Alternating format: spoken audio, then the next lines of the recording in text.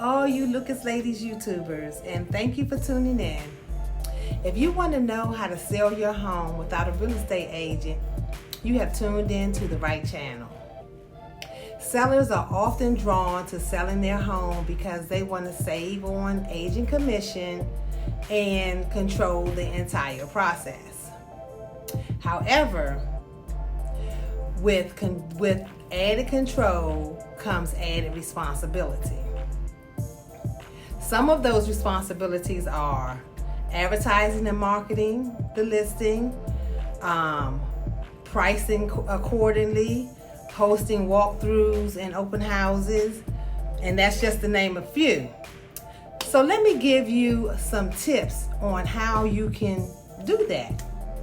Tip 1, prepare your home. A deep clean and decluttering is one of the easiest and fastest way to increase the desirability of your home. Another high value, low cost trick is to hire a stager. An hour consultation can literally eliminate the stress of determining what stays and what goes when you're freaking out about not knowing what to do next. Also, people just want to feel good about the home they're going to purchase.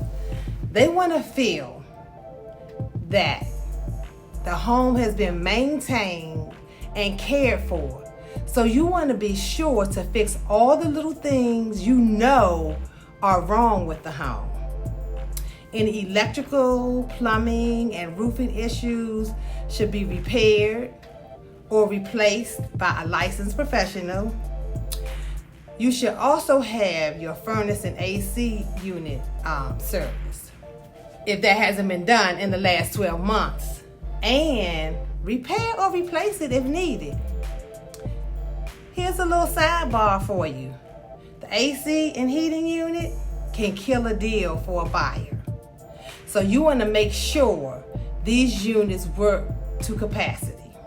Step 2, price your home right. Buyers are looking at home and comparison shopping. Now is the time for you to be looking at your competition, both online and in person. Go to some open houses nearby. See what's sold in your neighborhood within the last 6 months. There are many sites where you can get an estimate of what your home is worth. But be careful. Understand they are nothing but computer-generated estimates, which isn't taking in consideration the condition of your home. Another option, and possibly your best option, would be to have an agent come out and give you a free market analysis.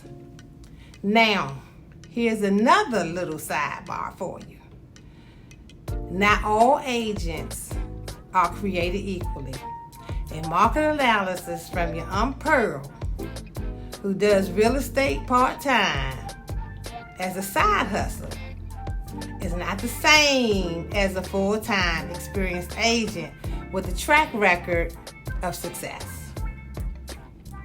I'm sure if you would ask, any full-time agent will be happy to give you a market analysis. That also gives you an opportunity to use that as a pre-interview if you decide to hire an agent later on down the road. Now here's another little tip for you on pricing your home. Price your home on an even point. Here's what I mean. When you price your home at, let's say, around $200, you want to price it right at $200. Why do you want to do that? Buyers who are looking from $175 to $200 and buyers who are looking from $200 to $225 will all see your home. If you price your home at, say, $199.9, you're going to be invisible to all the buyers who are looking from 200 up to 225. So it's better to price your home on an even break. It doubles your exposure. Now here's another little sidebar for you.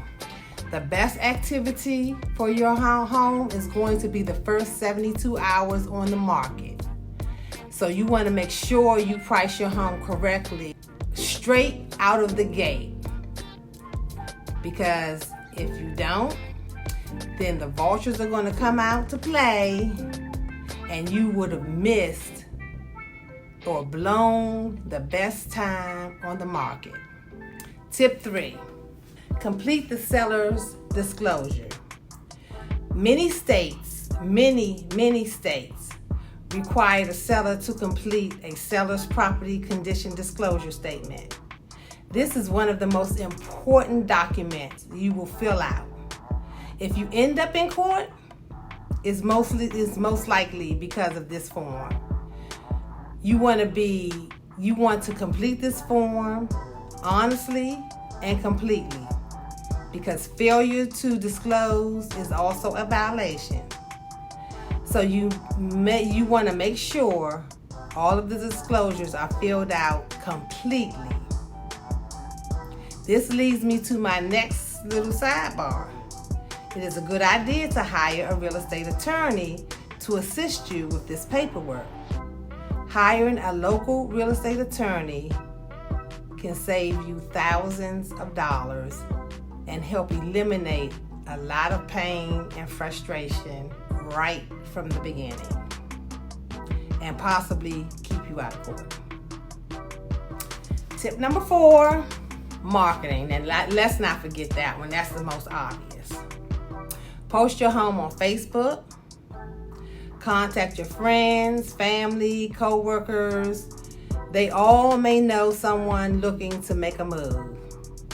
Now, according to a 2015 NAR, that's the National Association of Realtors, profile of buyers and sellers report, showed 8% of all homes sold are sold without a real estate agent, and of that 8%, a portion of those are sold without even to someone that they know. So, put a sign in your yard. You can get one from the local hardware store. Make sure your phone number is large and easy to see. Now here's another little piece of information. The multiple listing service is the secret sauce to getting the most amount of money for your home. In some markets, there are limited service companies that offer MLS access for a flat fee. Another tip, have professional photos taken of your home. Remember, 98% of buyers start their search on the internet, and you want your home to show in the best light possible. Now keep in mind, if an agent brings you a buyer, you will still need to pay the broker a negotiated commission. Purchase a lockbox at your local hardware store. That way, if an agent wants to show your home, you can give them the code to gain access. Now be careful, you don't want your house to end up in the wrong hands. You might want to request the agents give you their license number before you give them your lockbox code. Your best friend is an agent with a buyer. You also want to keep in mind the buyer's agent is representing the buyer and is looking out for the buyer's best interest. That is why you need an attorney to help you and represent you and your best interest.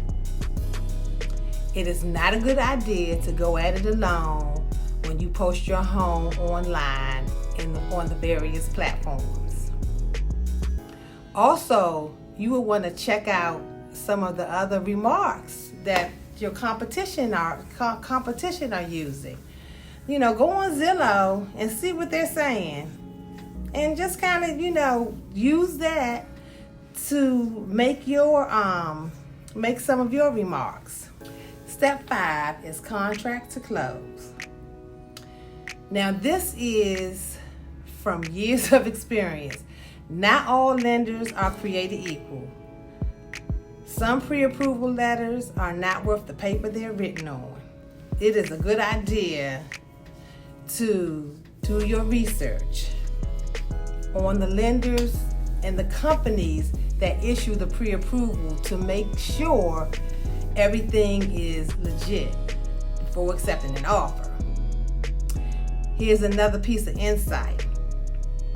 Many agents and their buyers are savvy, and they may ask why you are moving.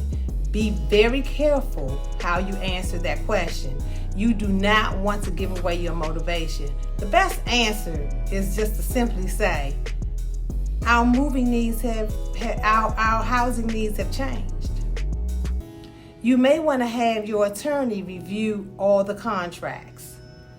This is a legally binding document. Your attorney will work with you and work with any agent should the buyer have representation.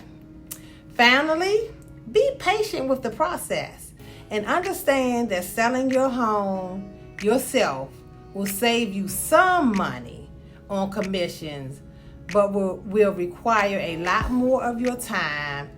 And statistically, homes sold by owners typically sell for less money than when listing with a great agent. Now, because I'm just a wonderful person, I want to see everybody win. I have added a listing checklist and a list of resources that I have used and vetted myself. Now, if you found this information helpful, please feel free to give this video a thumbs up. And if you're in the DMV and would like a market analysis, I would be glad to assist you. Have a great day.